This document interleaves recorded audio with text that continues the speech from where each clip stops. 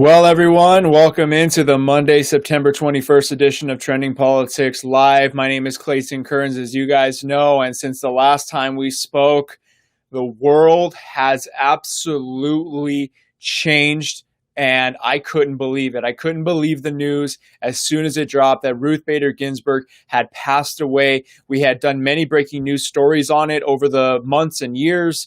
Breaking news, Ginsburg in the hospital again, and she's in the hospital with this infection and she's in the hospital with this.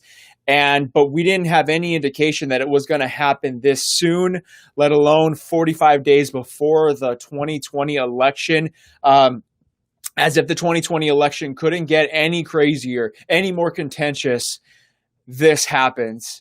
I mean, and it wasn't just any Supreme Court justice. It was the one that the left basically adores and worships the absolute most. And to know that that person had passed away. And again, you got to give her credit in terms of being as a person, for her strength. Apparently in the days leading up to her death, she was officiating weddings. She was in the gym.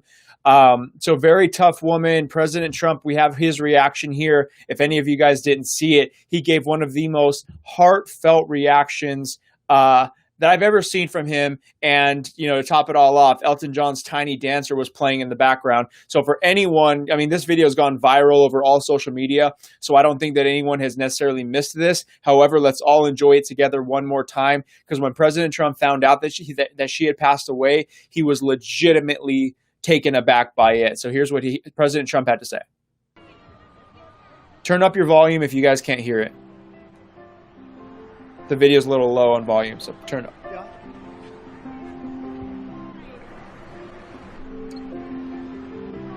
She just died? Wow. I didn't know that. You're telling me now for the first time. She led an amazing life. What else can you say? She was an amazing woman. Whether you agreed or not, she was an amazing woman who led an amazing life. I'm actually sad to hear that. I am sad to hear that. Thank you very much.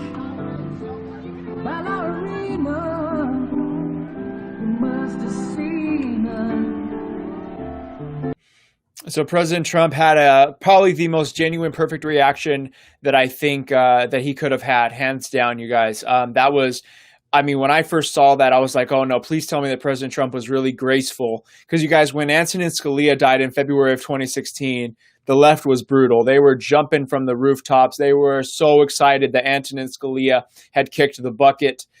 They couldn't have been more excited. And I'm glad that our side has generally not been too, brutal about her death. I know that we are already kind of switching focus on filling the seat, and I think that that's appropriate. But the left was just singing the praises and so happy that Antonin Scalia had kicked the bucket.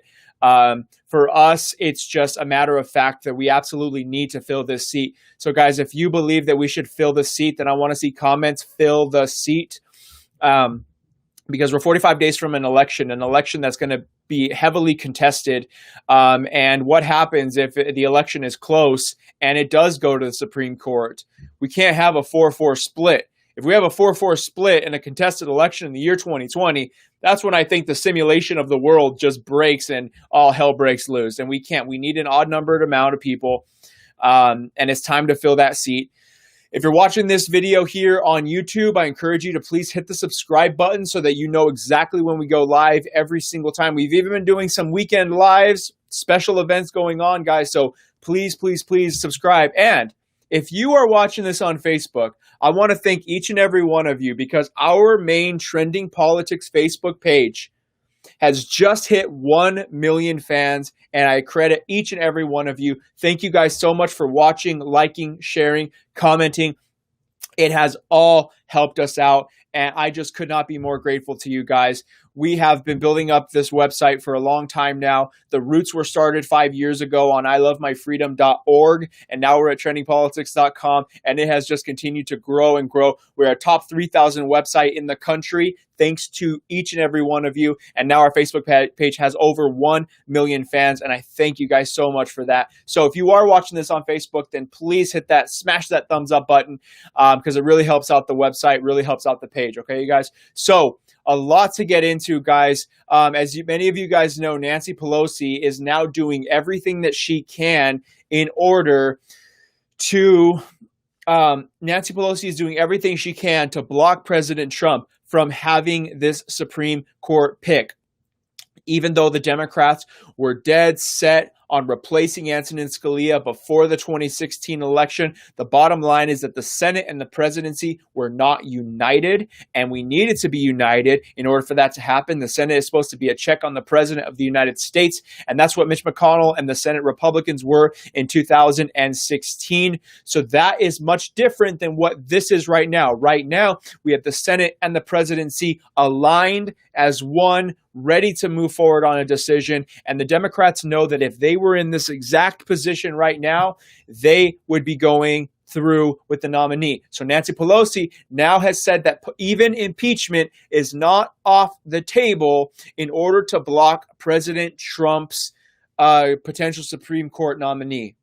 It's absolutely disturbing. She wants to tie up the floor of Congress. She even said that she doesn't rule out impeaching Attorney General Bill Barr. And here's a little bit of that clip. But this clip is also very concerning because Nancy Pelosi appeared to have something go wrong mentally here. And I'm not doing this to make fun of her, you guys, but there is something not okay with her. And she is one of the most powerful people in Congress right now. And it appears she is losing it day by day. Watch how she's talking normal. And then Stephanopoulos asks a question. And then she comes back and it's almost as if someone hit the reset button.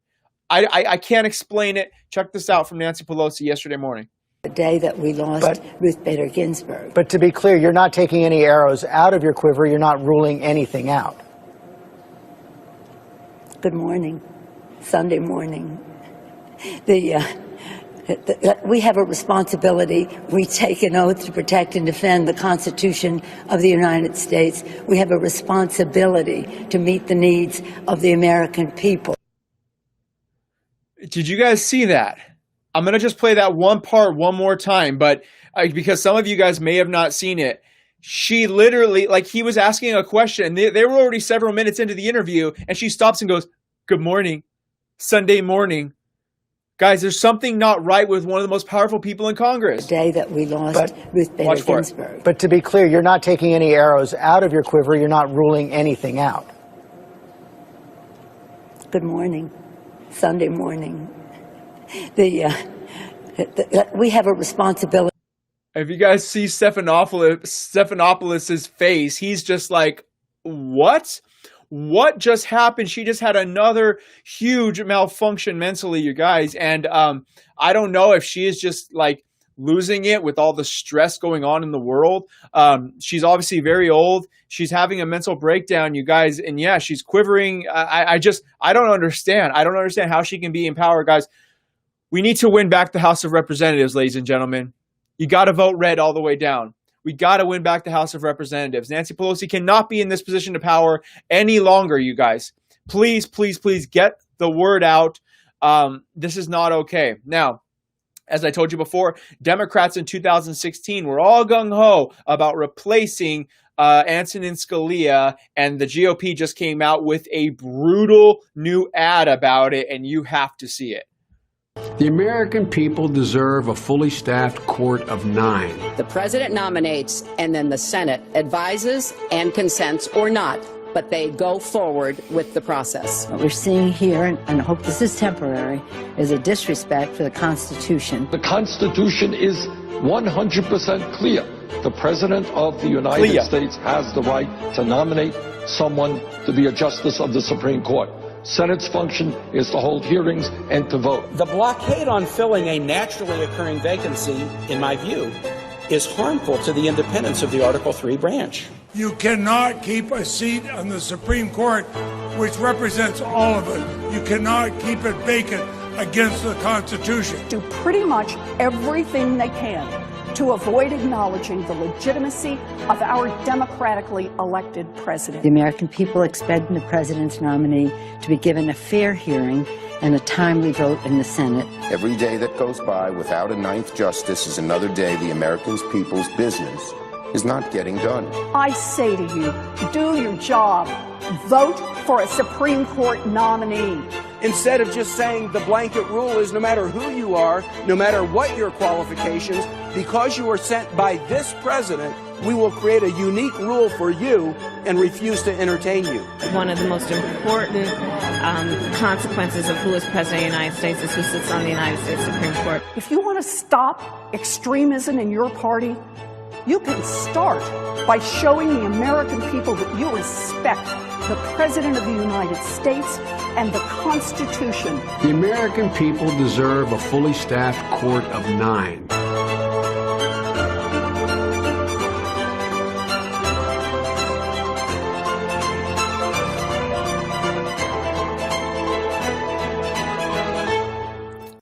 Absolutely home run there by the RNC coming in from the top rope. 2020 Democrats should listen to the 2016 Democrats. And the funny thing about it is that even if they would have appointed Merrick Garland, the Senate would not have voted for him. We had the majority. We weren't going to push him through anyways. So I don't know why the Democrats were so pissed off about it, and they weren't talking about it. And, here's another thing, you guys, is that everyone is saying, oh, my God, if President Trump and the Republicans go forward with this nomination, and if they push forward a Supreme Court nominee, then the voters are going to retaliate. The voters are going to show up in November and, and basically vote them out. I say, where was this retaliation in 2016? The left was telling us in 2016 that they were sure that the American people were going to be pissed off, that they were not going to vote for Republicans because they were stonewalling President Obama's selection of Merrick Garland. Where's it at? Where did it happen? It didn't happen. Not only did Republicans keep their lead in the Senate, but they gained the House of Representatives and won the presidency. So the American people were not retaliating against the Republicans at all for blocking Merrick Garland. It just didn't happen. So any threat of them in today's day and age means absolutely nothing. Nothing is going to happen to Republicans by appointing this. And furthermore, we need a ninth justice because you never know what's going to happen in the election. The season is coming up here where the Supreme Court is going to make many judgments, and it's time to have a fully staffed Supreme Court. Again, unfortunate timing. Maybe this would have been a little bit different if this would have happened several months ago. Maybe it wouldn't have been as chaotic. And yes, we're only 45 days away. We've got a presidential debate coming up in a week. But honestly, you guys, it's time to fill the seat. Fill the seat. Now, a little flashback video has started to go viral over the weekend of Mitch McConnell because in 2013, when Harry Reid and the Democrats led the charge to change the rules of the Senate to basically only need a simple majority to push through judges instead of an overwhelming majority, a supermajority, Mitch McConnell said this. He said that you are going to regret this sooner than later. I'm going to play it here for every single one of you. This is from 2013. Mitch McConnell telling Democrats that they would regret this day. Once again, Senate Democrats are threatening to break the rules of the Senate, in order to change the rules of the Senate. And over what? Over what? Over a court that doesn't even have enough work to do? The majority leader promised. He promised over and over again that he wouldn't break the rules of the Senate in order to change them. If you want to play games, set yet another precedent that you'll no doubt come to regret. Say to my friends on the other side of the aisle, you'll regret this, and you may regret it a lot sooner than you think. You will regret this a lot sooner than you think. Oh man, now all we need is a simple majority, which brings us up to our next topic here, is that assuming we can get past Nancy Pelosi and the obstructionist Democrats to actually get it to a vote on the floor of the Senate, here's what we would need, okay? We have a 53 to 47 majority in the Senate. Now, sadly, Susan Collins has already come out and said, no, that it's not going to happen. She's not going to vote to fill the vacancy. Lisa Murkowski from Alaska has come out and said no, that she is not going to vote either. That leaves us with two main swing votes, Mitt Romney and Lindsey Graham. Now, Lindsey Graham, thankfully, has come out and said that he will support President Trump's nominee. Let me get up his tweets here in sequence. He says, two of the biggest changes regarding the Senate and judicial confirmations that have occurred in the last decade have come from Democrats. He says Harry Reid changed the rules to allow a simple majority vote for circuit court nominees, dealing out the minority. Chuck Schumer and his friends in the liberal media conspired to destroy the life of Brett Kavanaugh and hold the Supreme Court seat open. In light of these two events, I will support President Donald Trump in any efforts to move forward regarding the recent vacancy created by the passing of Justice Ginsburg. So thankfully, we've got Lindsey Graham. So we don't have Murkowski and Collins, but we have Lindsey Graham. Now, we're most likely not going to get Romney. So what that leaves us to is that leaves us at a 50-50 split. And that means that we're going to need a tiebreaker, which is Vice President Mike Pence, which thank God he will help us with. He will vote. He will push through the nominee. Now, it sucks that it has to be that razor thin, but in 2020, what else are we going to expect here? I mean, it's going to be this razor thin no matter what. So it's most likely going to be a 50-50 split, and Mike Pence is going to break the tie. And that's assuming that we can get past the obstructionists of the Democrat Party, but I don't really know what else is going to happen in that regard. I don't know. I don't know what's going to happen there. And again, we have now we have Democrats and highly influential liberal people over here like Reza Aslan, formerly of CNN, saying if they even try to replace Ruth Bader Ginsburg, we burn the entire effing thing down. That is from a blue checkmark verified liberal on Twitter. Now let me ask a question. Why was this guy's account not immediately suspended? Oh, yeah, that's right, because he's a liberal. Meanwhile, over here on Facebook, hello, Facebook fact checkers. I know you guys are watching. I can't even have a claim that's confirmed by the Sergeants Benevolent Association of the NYPD saying that President Trump helped out in the pickup and he paid workers after 9/11, a story that's 19 years old that they can't debunk, but they tell us that we don't have enough context or evidence. They try to take that content down from us, but Reza Aslan can go on social media and say, let's burn the entire effing thing down. And nothing happens to him. Nothing happens to him. And by the way, this wasn't the only tweet like this. There were thousands of tweets like this. We're going to burn it all down. They're already outside of Mitch McConnell's house, mobbing his house, holding press conferences in front of his house. It's absolutely disgusting. But this is what we have come to expect from the left, and I don't see any end in sight. Now, the next question is, who would President Trump select? Now, let me know in the comments, guys, of who you think he should select. I'm going to go into a little bit of depth here of Barbara Lagoa, okay, because I know a lot of people want Amy Coney Barrett, and I believe that she would be a very good pick as well. But I want to read you this very interesting, a few remarks from this very interesting piece here from townhall.com, all courtesy here of townhall.com. They basically laid out 5 reasons why Barbara Lagoa should be selected here. So I'm going to read a little bit of this to you for you guys. So he says, that being said, it's simply a reality that this nomination will be the subject of a pitched battle no matter who is named. And against this backdrop, I am coming around to the view that Judge Lagoa might be the more strategically savvy choice under the present circumstances and should at least get a very serious look at the top spot on the list. Now, keep in mind, everyone, there have already been reports confirmed. First of all, President Trump has already said he's going to make his announcement on Thursday or Friday of this week. It is going down. It's going to happen. We are moving to fill the seat. If you're still in the comments, I want to see in all caps, fill the seat. I want to see that in the comments below. So here we go. The Guy Benson of Town Hall's first point of contention is this.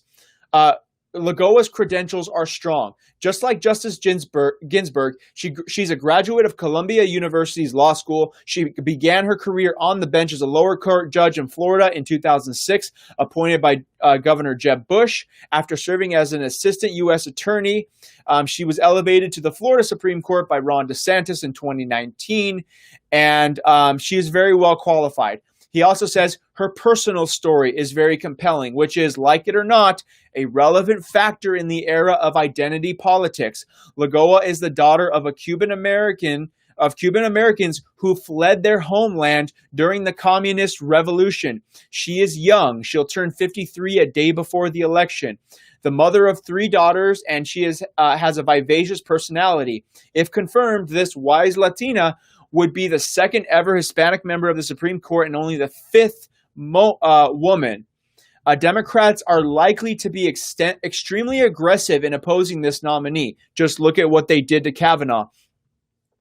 But the optics of beating up on a woman Latina would be less than ideal, especially at the moment when the Democrats are anxiously watching President Trump overperform among Latino voters in the polls. And then he also mentions that she's from Florida.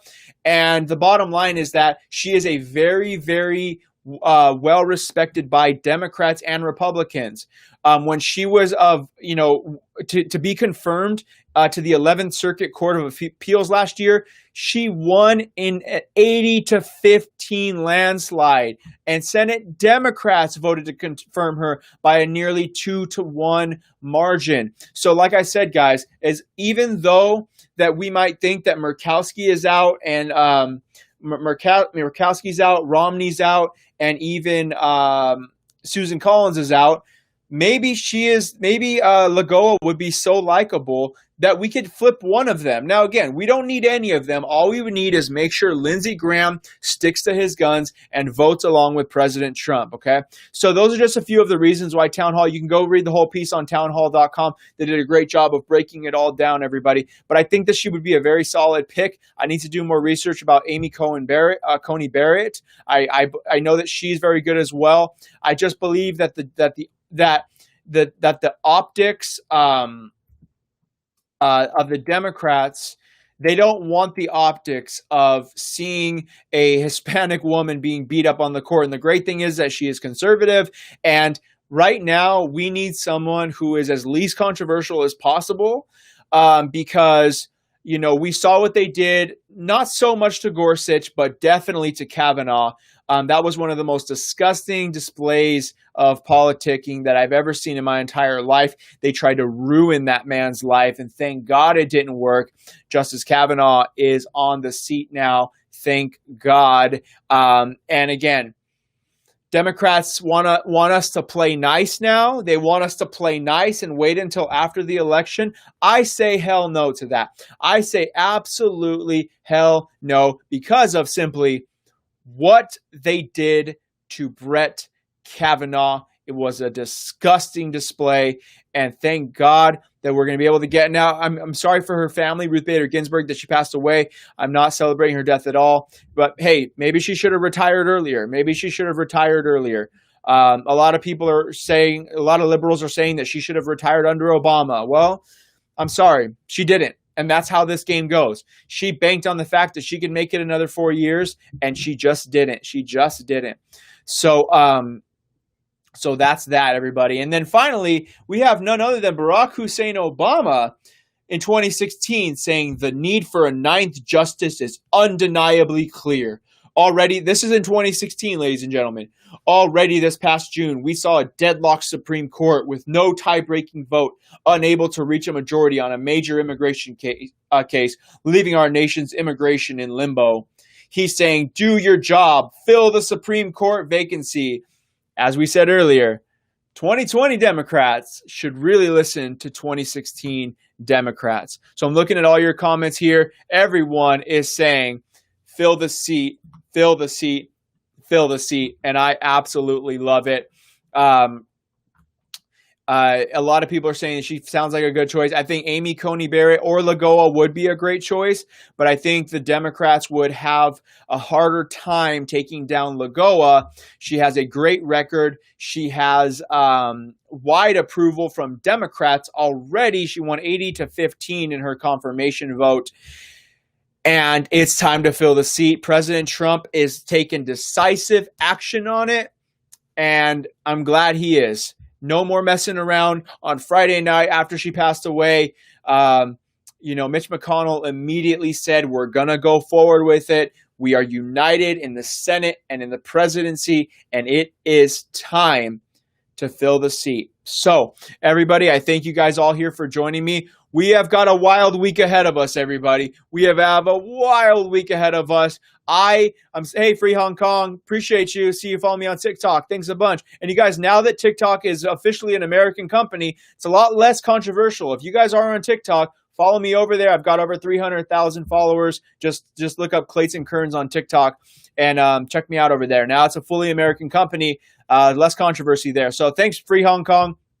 And we stand with the people of Hong Kong, and we shun the losers of the NBA who disgustingly ignore them. But yes, everyone. So you guys, I love you guys. Appreciate every single one of you guys. Thank you guys so much for 1 million likes on our Facebook page.